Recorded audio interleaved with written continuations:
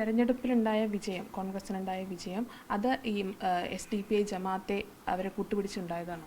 ഒരു സംശയമില്ലല്ലോ. അന്ന് തെരഞ്ഞെടുപ്പ് വിജയമുണ്ടായിട്ട് ഏറ്റവും ആദ്യം പ്രകടനം നടത്തിയത് തന്നെ SDP ആണ്. SDP പ്രകടനം നടത്തിയതിന് ശേഷം പിന്നെ പുറത്തു വന്ന ഫോട്ടോകൾ SDP നേതാക്കളുടെ തോളിൽ കൈയിട്ട് നിൽക്കുന്ന യൂത്ത് കോൺഗ്രസ് സംസ്ഥാന പ്രസിഡന്റാണ്. യൂത്ത് കോൺഗ്രസിന് വേണ്ടി പ്രവർത്തിച്ച പുന്ന നൗഷാദിനെ പോലെയുള്ള ആളുകൾ ചാവക്കാട് വെട്ടി കൊല ചെയ്യപ്പെട്ട പുന്ന നൗഷാദിനെ കൊന്ന പാർട്ടിക്കാരുടെ തോളിൽ കൈയിട്ട് നിൽക്കുന്ന ചിത്രം പുറത്തു വന്നത്. അപ്പോൾ അത് ഒരു സംശയവുമില്ല, അവരുടെ കൂടി വോട്ട് വാങ്ങിയിട്ടാണ്, അല്ലെങ്കിൽ അവരുടെ കൂടി ക്യാമ്പയിൻ, അവർക്ക് ഇത്രമാത്രം വോട്ടുണ്ടോ എന്ന ചോദ്യം ഉണ്ടാകും. പക്ഷെ അവർ ഉണ്ടാക്കുന്ന ഒരു ക്യാമ്പയിനുണ്ട്. ഞാൻ ചോദിക്കുന്നത്, ഇപ്പോൾ ഇന്ത്യൻ യൂണിയൻ മുസ്ലിം ലീഗ്, ആ മുസ്ലിം ലീഗ് ന്യൂനപക്ഷ സമുദായത്തെ പ്രതിദാനം ചെയ്യുന്ന ഒരു പാർട്ടിയാണ്. പക്ഷേ ആ പാർട്ടിയുടെ പിന്തുണ പോരാ. SDP നോട്ടീസ് അടിച്ച് ഇറങ്ങിയാലേ, അല്ലെങ്കിൽ ജമാഅത്തെ ഇസ്ലാമി നോട്ടീസ് അടിച്ചിറങ്ങിയാലേ നമുക്ക് ജയിക്കാൻ കഴിയുന്ന അവസ്ഥയിലേക്ക് കോൺഗ്രസ് എത്തിയിട്ടുണ്ടെങ്കിൽ അത് അവരുടെ അധപതനമാണ് എന്ന് മാത്രമേ അതിനകത്ത് പറയാൻ കഴിയുള്ളൂ.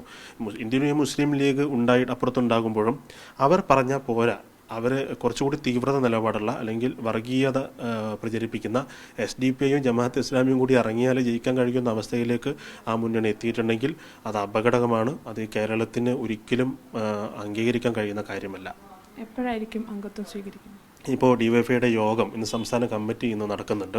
ആ സംസ്ഥാന കമ്മിറ്റിയുടെ അവരുടെ പ്രധാനപ്പെട്ട യോഗം കഴിഞ്ഞതിന് ശേഷം അവിടെ വെച്ച് കാണാമെന്നാണ് പറഞ്ഞിട്ടുള്ളത്. ബാക്കി നടപടിക്രമങ്ങളും അംഗത്വത്തിൻ്റെ കാര്യങ്ങളുമൊക്കെ പറയേണ്ടത് DYFI നേതൃത്വമാണ്.